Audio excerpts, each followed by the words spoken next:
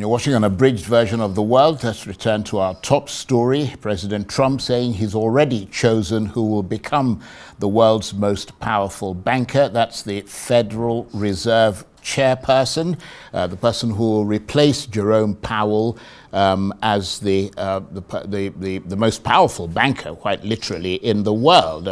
Talk of Kevin Hassett, who's the current director of President Trump's National Economic Council, but that is not confirmed. Our special correspondent James Blue has been following this for us, and he joins me now on the line from London.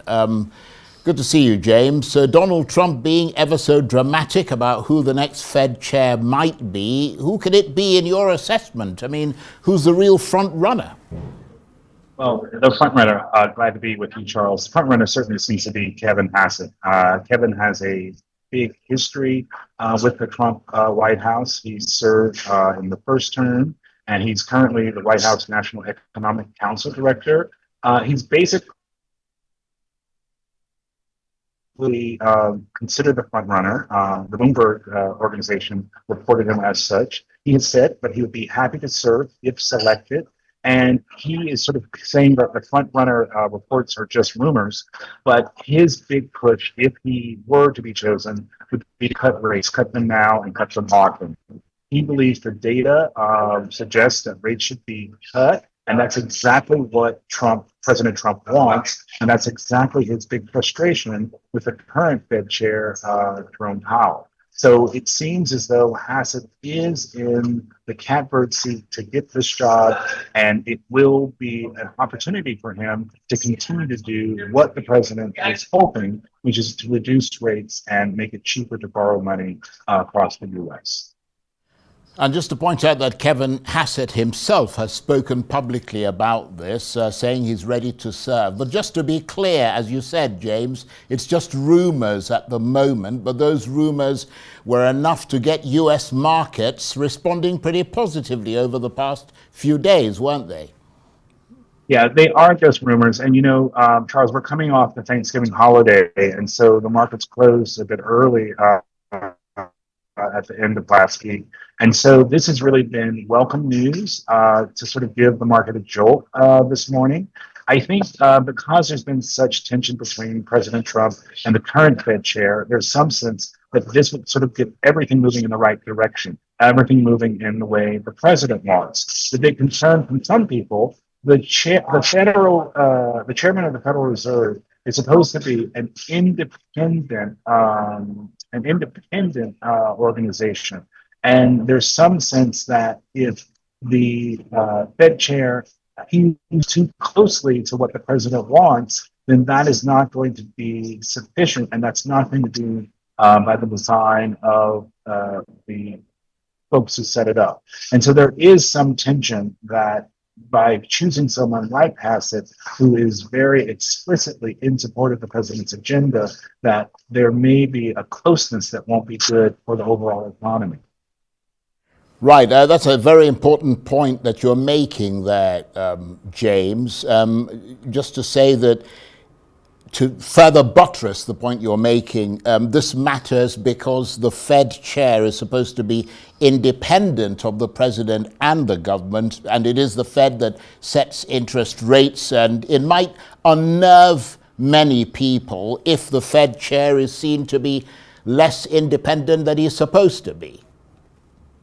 Yeah, I think there's some sense that it would give the president possibly too much power to have someone at the Fed who's basically doing his bidding. By having an independent Fed, there's some sense that there is another sort of lever, another sort of source of power, sort of setting overall national economic policy. President Trump and the current Fed chair, Jerome Powell, have really clashed over the past few months since he was inaugurated. President Trump likes to call Jerome Powell Biden's Fed chair, but it turns out it was President Trump who nominated Powell to become the Fed chair the previous time.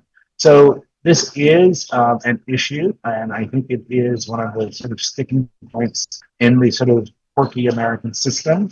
But I do think there is a sense that The president has chosen someone. We don't know exactly who it will be, but there is the sense that there will be sort of better cooperation and potentially better economics, hopefully, based on the fact that the president will have someone of his own choosing who will view closer to what he wants in the actual Fed chair role.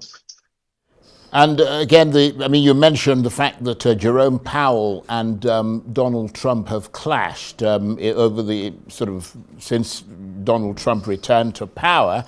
And essentially, Mr. Powell has infuriated Donald Trump because he hiked up interest rates after COVID and the subsequent inflation that came afterwards. And according to Mr. Trump, he's not cutting interest rates quickly enough. Someone said, James, that it's all rather a bit like a game show with a reality TV feel to it, with Mr. Trump saying he knows who the winner is, but he's not telling yet to keep people hooked. And that's about as hooked as you can be when it comes to a banking job, isn't it? Yeah, no, it is very typical Trumpian fashion to try to eke as much attention out of a simple job announcement as possible. Basically, what President Trump is trying to do, I believe, is to really sort of let people know he has made a choice, he's very comfortable with the choice, and now he wants to sort of play and spin the game as to sort of who or where and when this choice will come out. President Trump enlisted the Secretary of the Treasury, Scott Bessent, who actually interviewed the candidates to see who would get the actual job. And apparently those interviews have been completed and the recommendation has been made. I think what you're going to get and what you're going to see, and I do think there will be a largely positive response, that the president will now sort of have his own team. You know, in addition to serving in the first Trump administration, Hassett also served and worked for Jared Kushner's private equity firm between the time of serving in the first term and serving in the White House now. And so, you know, the Fed's ability to act independently on inflation is certainly going to be questioned. And, you know, I think one of the things Hassett is going to have to do, if he is to become Fed chair, he's going to have to prove that there is some independence from the president.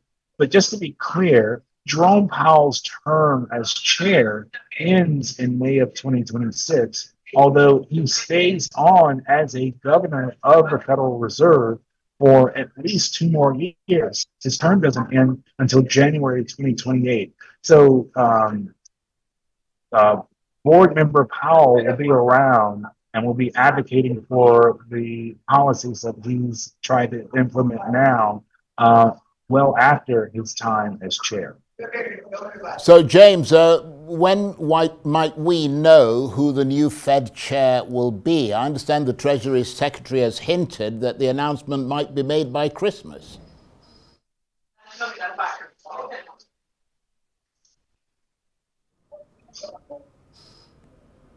I think there is a good sense that we will know for sure by Christmas. You know, some of the other candidates, there's Chris Waller. He was appointed to the Fed by President Trump. He's really into crypto. There's a woman, Michelle Bowman. She was also appointed by Trump and reappointed in 2020. Rick Reeder, who's a BlackRock, the chief investment officer at BlackRock, and he's a frequent commentator in CNBC. These are some of the people who cycle through. I think, you know, in true Trump form, in true, you know, sort of game show, game style, you know, you're fired kind of way, I think we will find out the winner just before Christmas. I like the term "the winner." I mean, it certainly sounds like a reality TV show or a game show. James, thanks very much indeed. James Blue is Arise special correspondent. He was talking to me on the line there from London. And you're watching